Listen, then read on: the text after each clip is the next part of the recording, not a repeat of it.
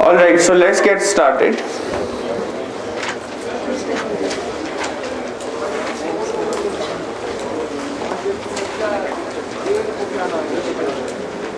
Please come on time, the class starts at 9, I think.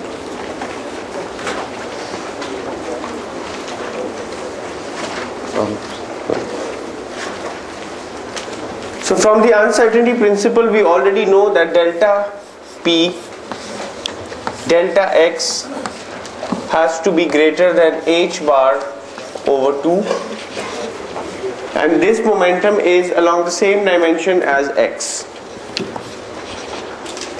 So the other variants of the uncertainty principle are that delta Py, delta Y has to be greater than h bar over 2.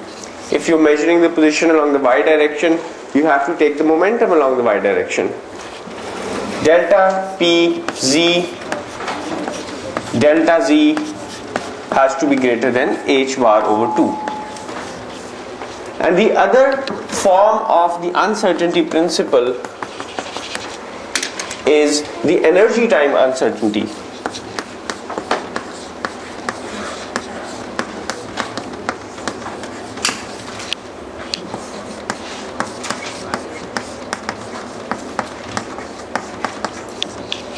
The energy time uncertainty states that delta E, delta T has to be greater than h bar over 2. Now what is the meaning of delta E and the meaning of delta T? As I mentioned yesterday, it's a slightly sophisticated concept. This is easier to understand, but really there's no mathematical hurdle in understanding this relationship, because we know that if X and P is a seesaw variable, then time and frequency is a seesaw variable, or time and energy is a seesaw variable. If you remember, when we derived the solution to the wave equation, we wrote a possible solution as being exponent I kx minus omega t. So if x and k, they are conjugate variables, then time and omega must be conjugate variables. X and k have the same relationship as the relationship between time and frequency, and P is just, the momentum is just h bar times k, whereas energy is just h bar times omega. So conceptually it's difficult to understand, but it makes complete mathematical sense. And in order to understand this uncertainty principle better, I have an example for you.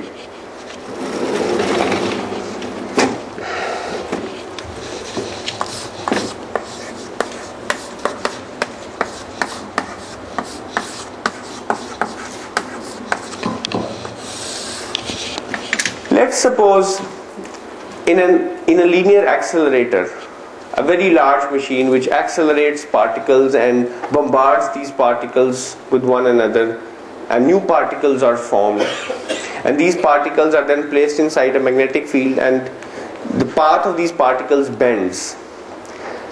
From the curvature you can find out the mass of the particle. Suppose you have one such experiment in which a new particle is to be discovered. For example, in CERN, an experiment of a similar kind is being performed in which the Higgs boson is being discovered. Now this particle is found out to have a mass distribution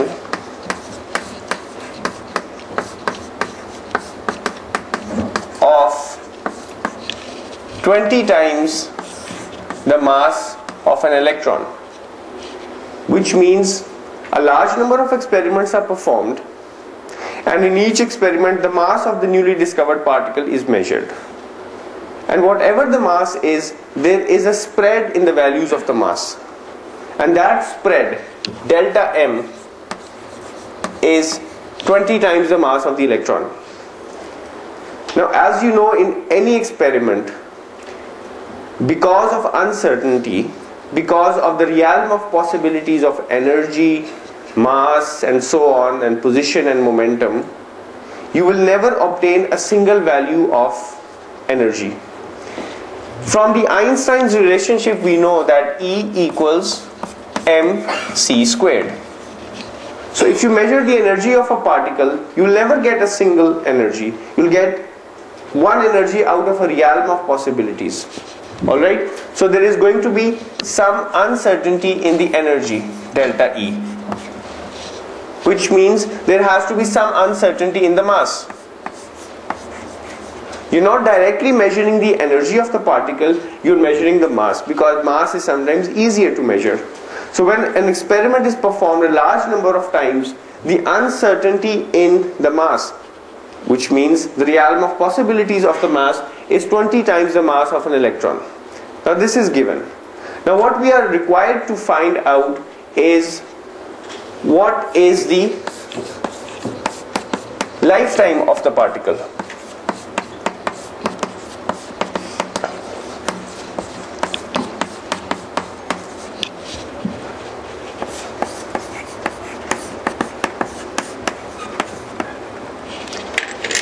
What does a lifetime mean? You have a particle, a newly discovered particle whose mass lies in some range, and this range is delta m, and it's 20 times the mass of an electron. So this is what you experimentally observe. You perform a large number of experiments, look at the masses of a large distribution of particles, and you find out that the distribution, the realm of possibilities for the mass is 20 times the mass of an electron. Therefore, now this particle, after some period of time, once it has been formed, after some period of time it decays into more particles.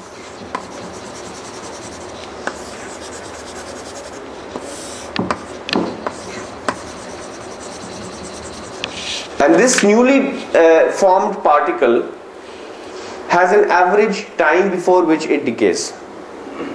So this particle is formed as a result of a collision between particles. It lives for a certain amount of time and then it decays into other particles. So its existence is transitory. Its existence is ephemeral. It just is born, lives for a certain amount of time, an average time, and then decays. So what we want to find out is the lifetime of this particle. On average, how long does it exist? How long does it remain alive before it decays into daughter particles? So from this information we have to find out the lifetime of this particle. Now if you would like to measure the energy of this particle precisely, that is, if you would like to reduce delta E, the uncertainty principle says that you have to observe this particle for a long period of time. Okay, so if you want to find the frequency of a wave, which is just the energy, you really have to observe this wave over a long period of time so that you can tell whether its time period is constant. And you can then measure its frequency. If you observe only over a small interval of time, this is your observation time.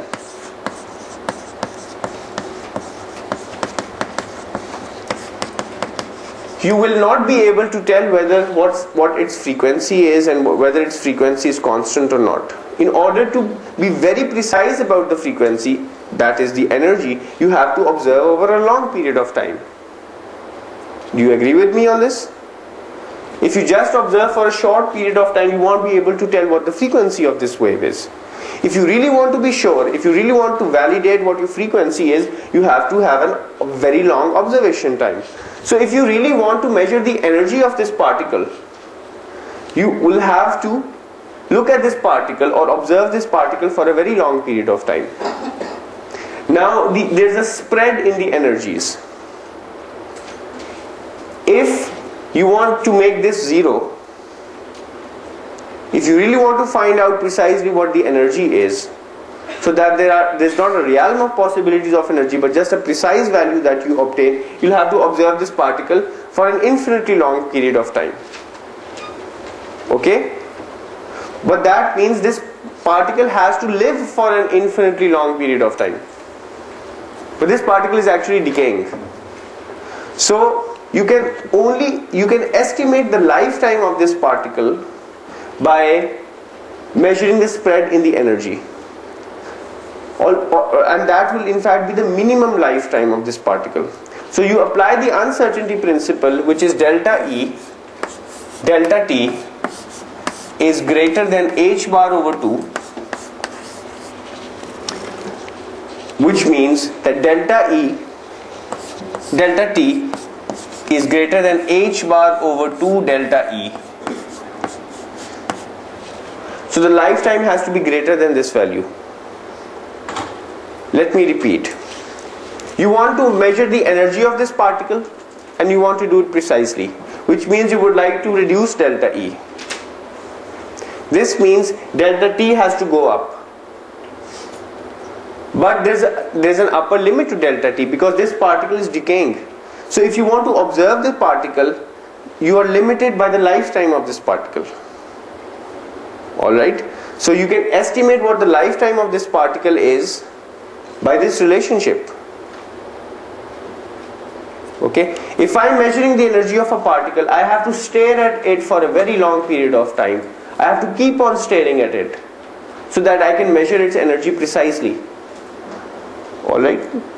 But the particle is actually short-lived, it decays.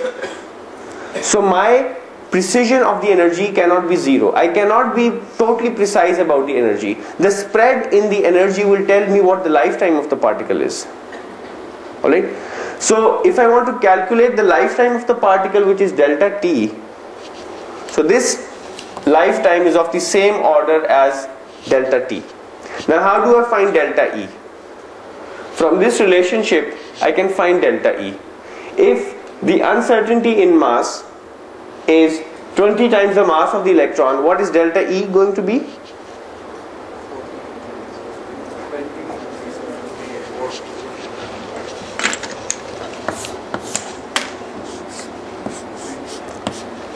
बताइए.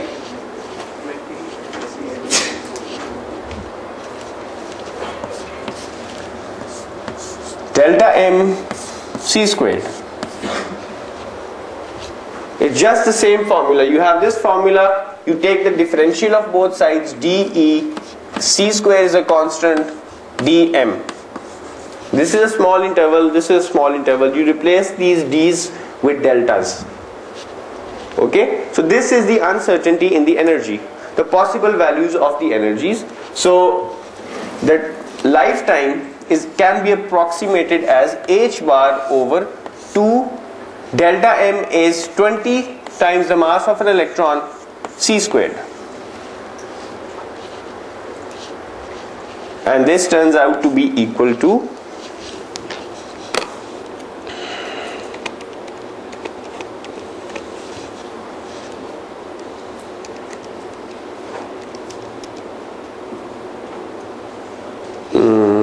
alright, 6.67.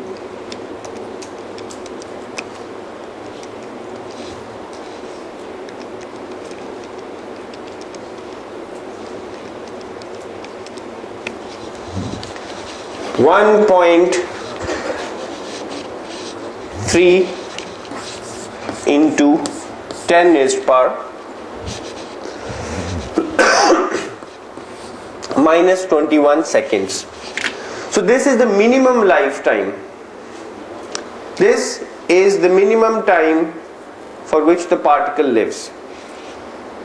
Delta T has to be greater than this value. So this is the minimum time for which the particle lives. So it's an estimate of the lifetime of the particle. Alright?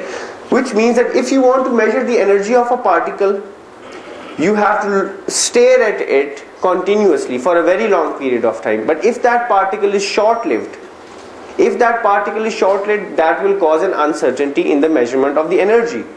So by looking at the uncertainty in the energy, you can tell how long does the particle live. So this is the basic concept. you can find out particle lifetimes by looking at the spread of their energies. Now if we take this example further, we've taken an example of particle decays. Let's take the example of an electron transition.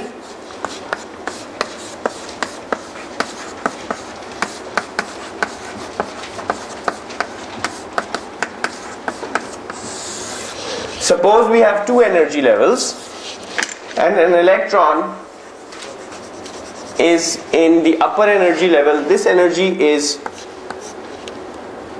E2, this energy is E1, and the gap of course is E2 minus E1. Now you want to measure the energy E2. Suppose this energy E1 is known. Okay, suppose this is known, and you want to measure the gap. In other words, you want to measure what this excited energy is. So what would you do? You'll just wait for this electron to make a transition and emit a photon. So when a photon is emitted, it has a frequency omega and an energy E2 minus E1. You measure this energy and you deduce what the energy of the excited state is. Now exactly in the same, as an analogy with the particle decay, you can consider this to be a particle that is decaying. Just conceptually, a particle is in an excited state, it moves to another state and it emits a photon. So you want to measure the energy of this excited state, which means this particle has to live in its undecayed state, that is the excited state, for a very long period of time. Okay? Now this means if there is some uncertainty in the frequency that you measure, if there is some spread or dispersion in the frequencies that you measure, from that dispersion in the values of the frequencies and the energies, you can tell what the lifetime of the excited state is. Okay? So if this particle never decayed, I mean if the excited state was populated for infinitely long, that is the lifetime of the excited state was infinity, then you could precisely measure what the energy of the excited state is. So if you take a spectrum, if you have omega on this axis, it doesn't matter if you have omega or h bar omega, for an infinite lifetime you will get a very sharp peak.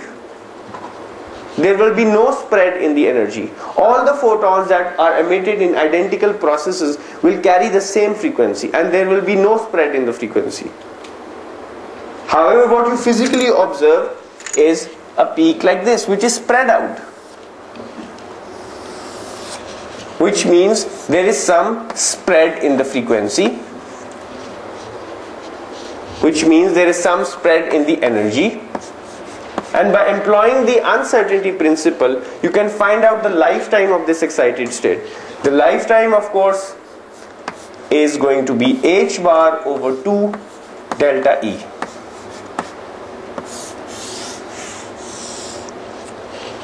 So longer the lifetime, will the peak be sharper or broader? Sharper. Shorter the lifetime, the peak will be broader. Now if you have just one atom, one electron, and you observe the frequency or measure the frequency with some detector, what will you observe? Will you observe this central frequency?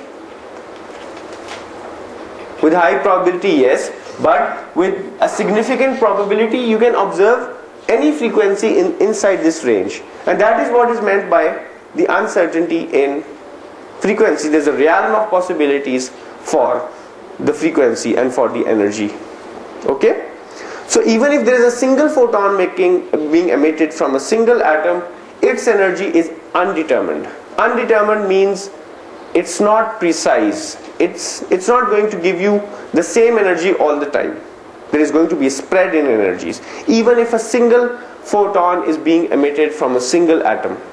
But in order to observe that spread, you have to repeat the process many times. You have to have many atoms emitting many photons each atom emitting one photon, but many atoms, which means many photons are being emitted, so that you can build up this peak. G. What chemical process accounts for this pattern? How is Riemann effect for substrate ornaments? It's just the uncertainty principle. No effect is accounting for it. It is the uncertainty principle. But we know that E2 minus E1, the delta E is 0. Because we know exactly what is the energy is at each level. Right. So the uncertainty principle, physics is of no use if you cannot make an observation. You are limited by what you can observe, by what you can measure. Alright? This means that even if you precisely were able to calculate these frequencies, these energies, which you can do with the help of the Bohr's model, you can never obtain a precise frequency in a real experiment. You're always limited by the uncertainty principle. That tells you the best you can measure. You cannot even break even. You are always in a loss. You cannot go beyond the restrictions imposed by the uncertainty principle. And this is something inherent in nature. It's not the fault of the experimenter. It's not the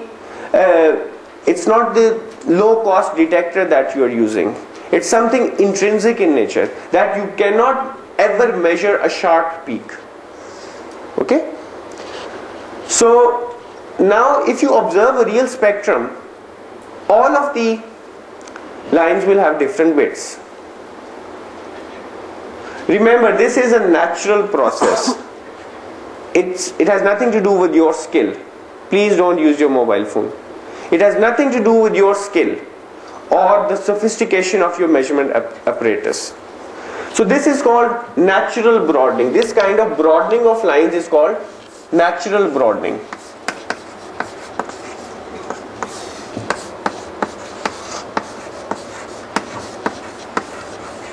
Or lifetime broadening.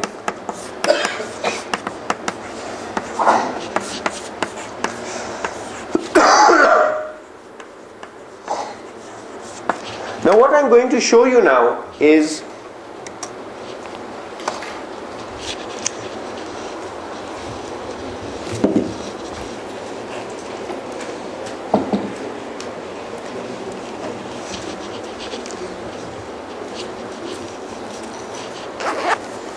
थोड़ा सा इसको नीचे करो, camera को adjust करो.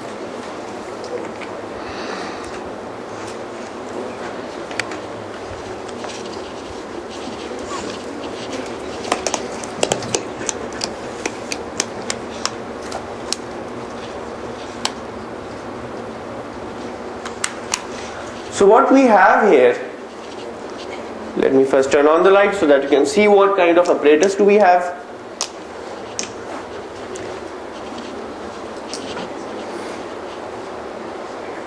Here we have a tube.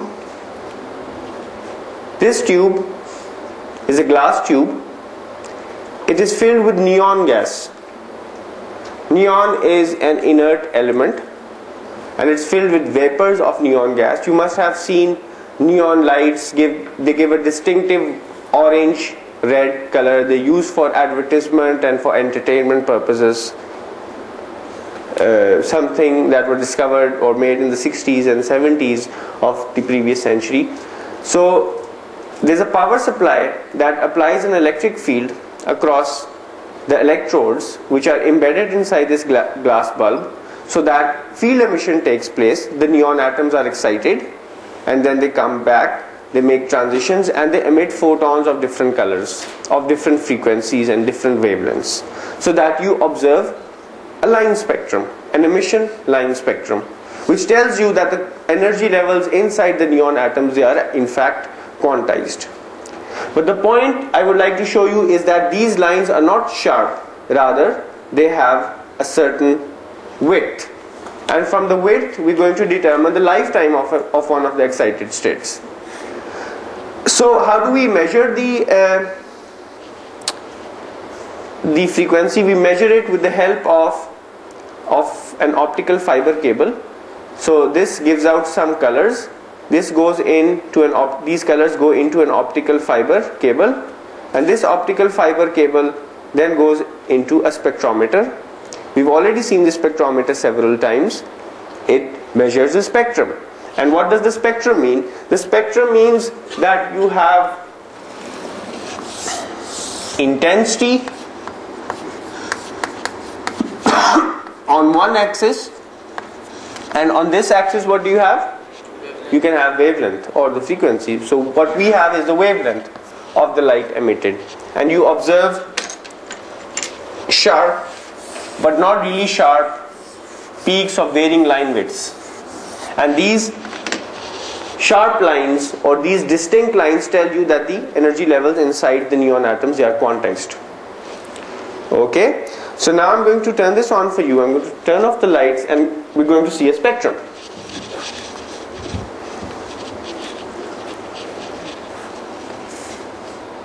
ठीक है, of कर दें लाइट से.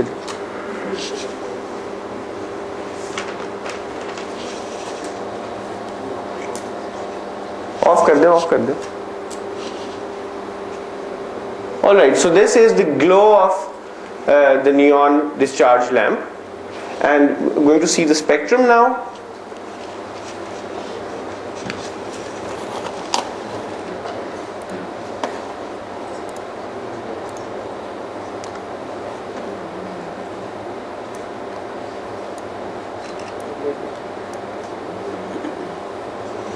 So now if you observe this spectrum, on the horizontal axis you have the wavelength, and on the vertical axis you have the intensity, and the intensity is just proportional to the counts, the number of photons of a certain frequency that reached a detector.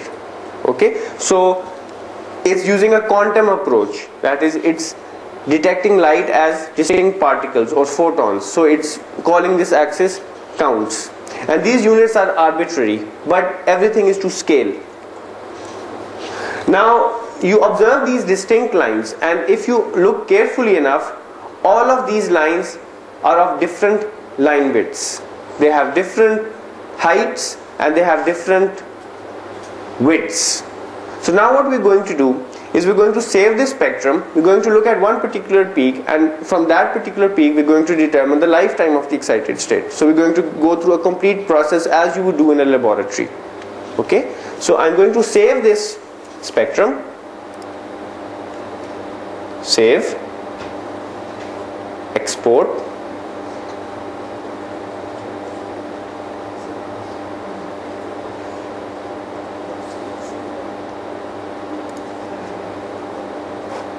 so where is this saved?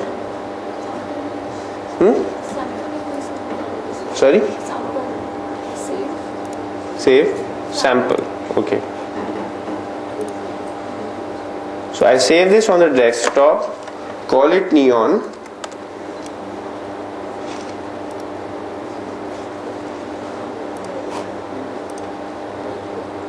Okay.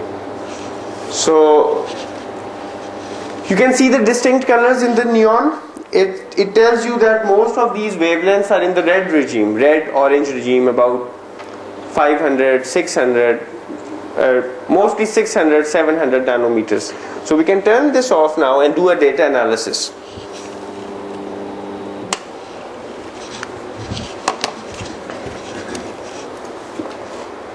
So this is my data.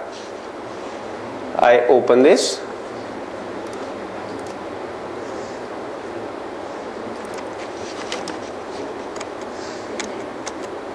In Notepad. These are all my data points. Okay.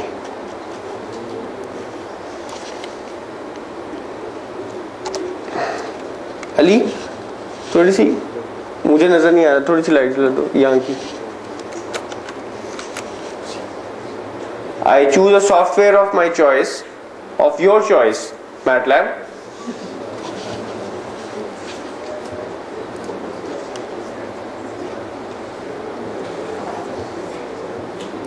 And I will load this data into MATLAB and look at the peak widths.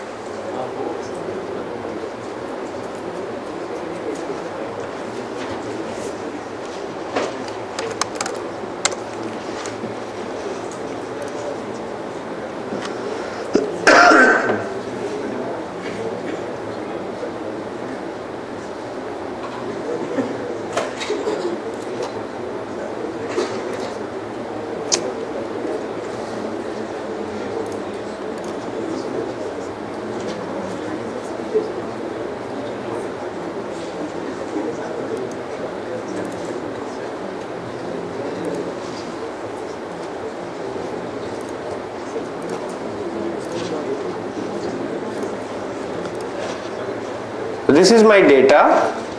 I've copied my data and put it into a vector.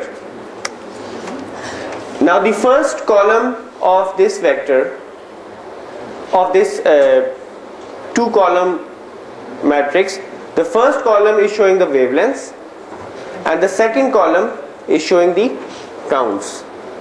Okay, so now I'm going to generate a plot of this. I figure plot data, all rows, first column, this goes on the x-axis, all rows, second column, this goes onto the y-axis.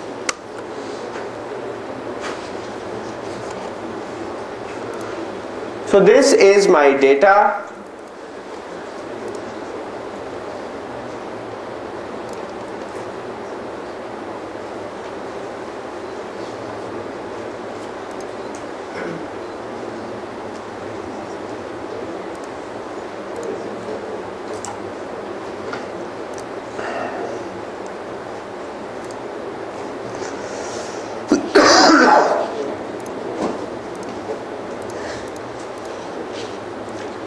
Now if I zoom in a little bit on some peaks on a region of interest,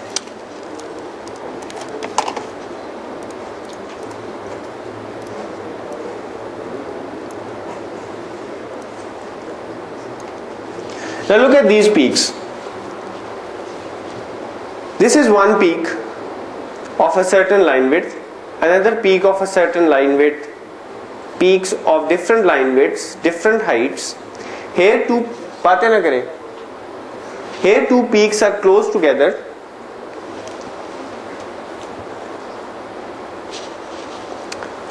This is a peak of a very broad width, and then we have peaks of sharp which are sharper. This peak is very sharp.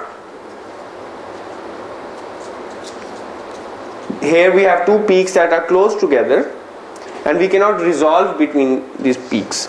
So this means that the resolution of the spectrometer is not good enough. So there's a difference between resolution and sensitivity. Resolution means how good is your spectrometer at differentiating between two peaks that are close together. Now let's focus on one of these peaks. Let's consider, say, this peak, or let's consider this peak. This peak is roughly at 633 nanometers, this peak. And this is the characteristic color that is emitted from a helium neon laser, in which a transition takes place between two neon energy levels and a single color is emitted. So let's focus on this peak. It looks very sharp, this one, and it's roughly at 633 nanometers. So I'm going to zoom in on this a little bit. You see this peak, this one is roughly at 633 nanometers. This is the color, the red color that you will see in a helium neon laser. Remember the experiment, the demonstration that we performed in which we saw diffraction and interference? That was using a helium neon laser. Okay? So let's focus on this peak and calculate the line width. Now what I would like to do is zoom in a little bit more, and I want to calculate the line width. So there are different ways of calculating the line width. I will use the full width half maximum. So I find out what the maximum is. The maximum is roughly 53650. 5 into 10 is power 4, so its half is about 2.5. So I take this point,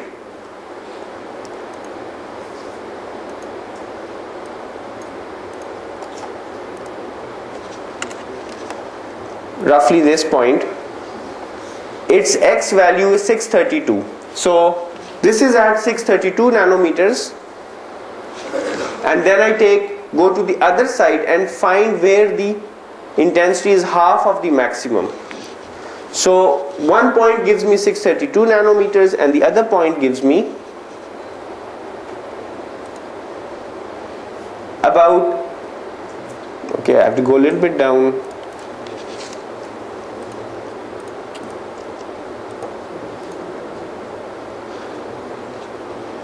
I would say 635 nanometers, for example.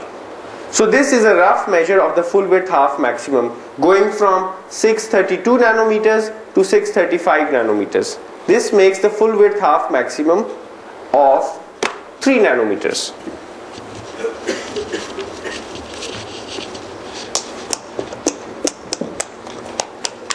Now what this means is that my delta lambda is about 3 nanometers.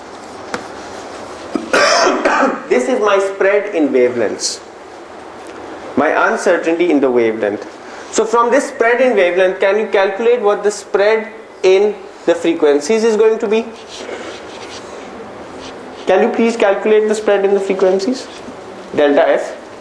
What I am interested in is I have two energy levels inside the neon's atomic structure, and a transition is taking place between these levels, E2 and E1, and a photon is being emitted,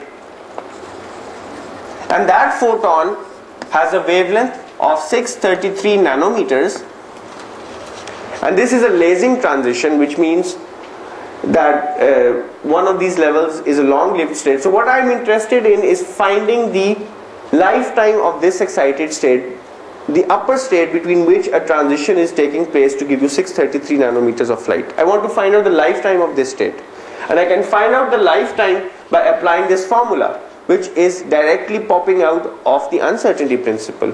But for that I need delta E. For delta E I would need delta F. My spectrometer is giving me 3 nanometers. So how will I calculate delta F? Can you please calculate this for me? I know the wavelength of light, it's a photon. I want to calculate the spread in the frequency.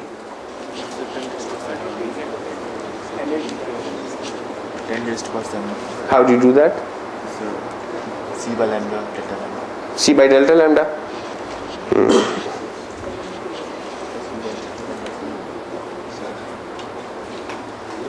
Shabash, this is very good.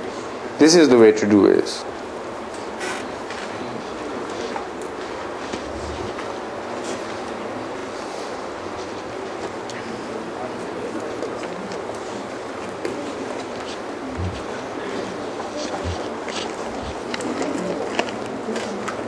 C by delta lambda.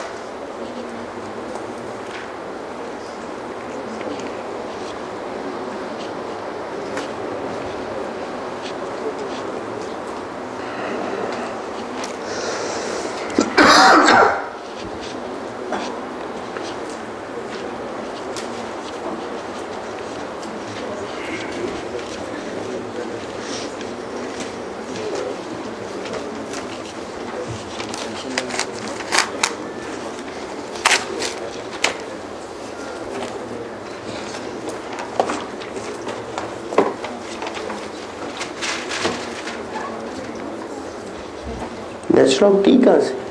Natural log lambda.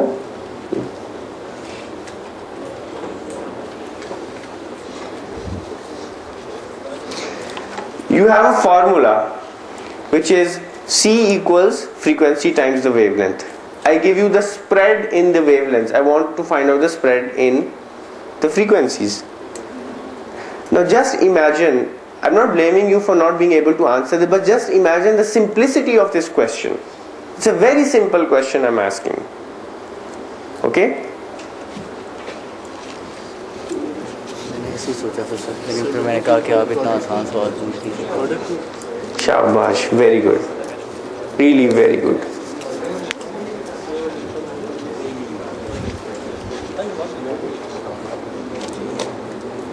You're on the right track.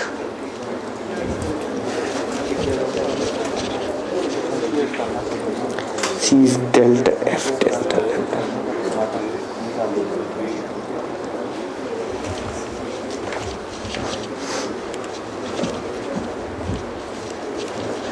So how do we answer problems of this kind? You see, you have to be really good in these skills. These are skills every SSC student should be good at. I have F equals C over lambda. C is a constant. There is no spread or uncertainty in C. There is an uncertainty in lambda. So if I write delta F equals C over delta lambda, this is wrong. Totally wrong. So what I would like to do, I will just conceptually write this equation as C lambda minus 1. Conceptually, no difference, and I take the differential of both sides. Okay, so this becomes df. This is a constant C. The differential of this is minus 1 over lambda square d lambda.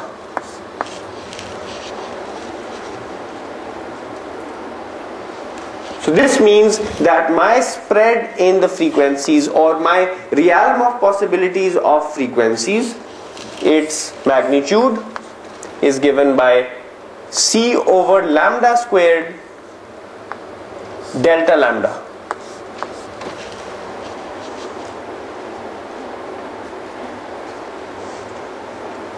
G. Why was that equation wrong? It doesn't make sense.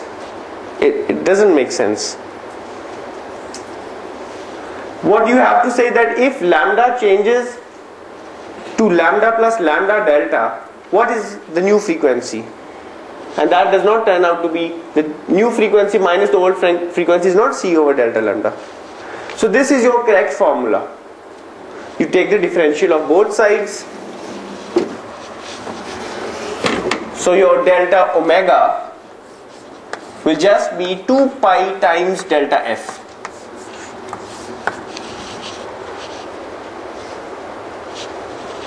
So this is 2 pi C lambda square delta lambda. This is your delta omega.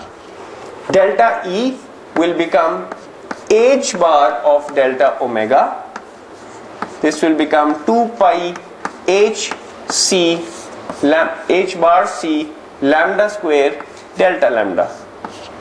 This means your lifetime, the estimated lifetime of the upper or the excited state is h bar over 2 times delta E, which is 2 pi h bar C delta lambda lambda square.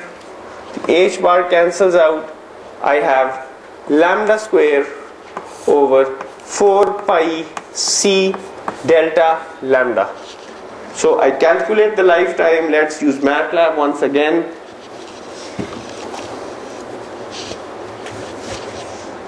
My lambda is 633 nanometers. My delta lambda is 3 nanometers.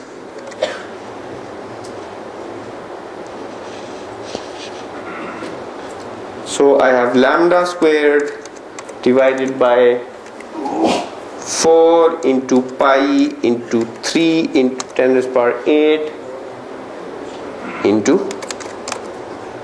delta lambda.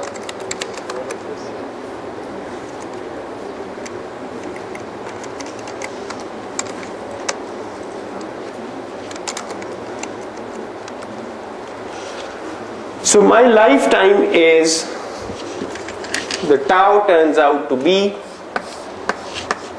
3.5 into 10 raised to the power minus 14 seconds, or 350 picoseconds,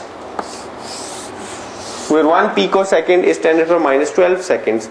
So the average lifetime of this excited state is about 350 picoseconds, which means that on average, if you have an electron, you excite it to this state, on average after 350 picoseconds will this electron make a downward transition and emit a photon.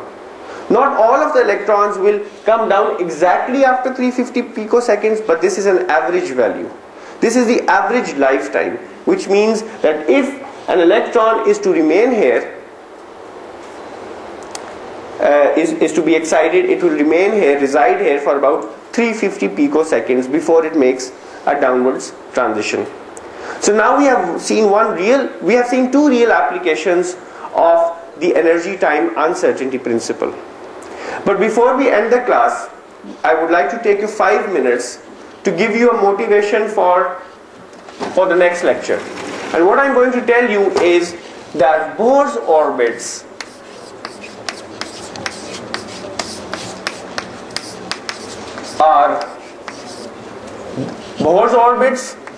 are they really real?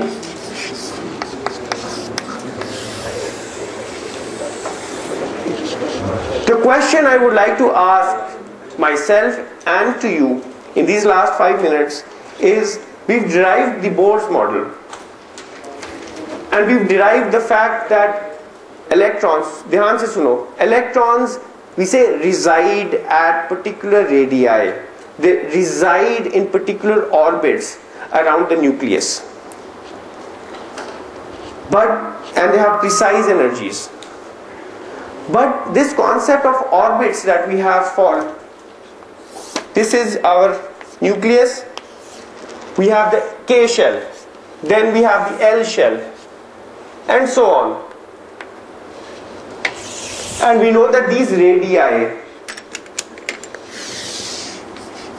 are quantized. So if this is the nth level, then we know that the radius n is quantized. It is directly proportional to n squared.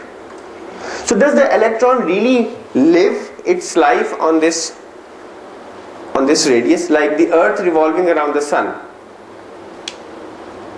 If I draw the sun and a tiny earth revolving around the sun, this earth is actually really moving in a fixed orbit around the sun, and it never goes out of its orbit, because if it were to go out of its orbit, life would disappear.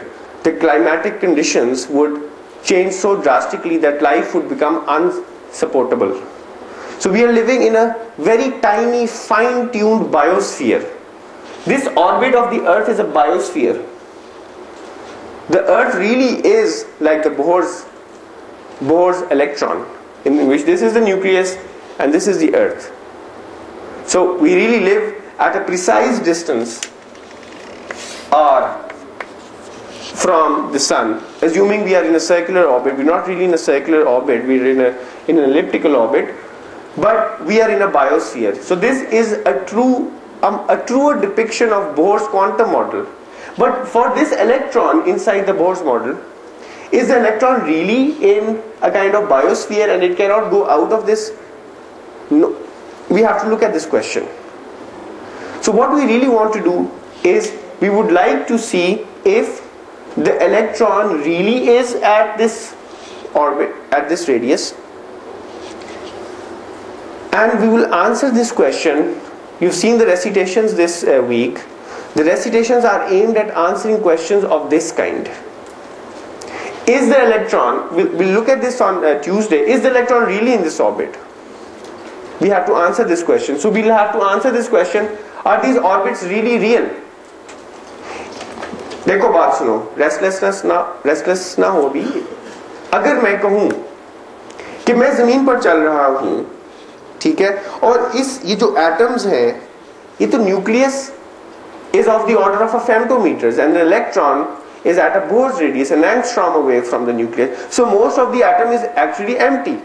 That's what we assume from the Rutherford's model, from the Bohr's model, and so on. So if most of the atom is empty, then if I am walking on the earth, why don't I squish the earth? Why don't I squish the atoms? Why don't the atoms compress? Why doesn't the electron go very close to the nucleus? Because it is being attracted by the nucleus. The electron is a positive charge. Why cannot I squish atoms? Why cannot I compress atoms?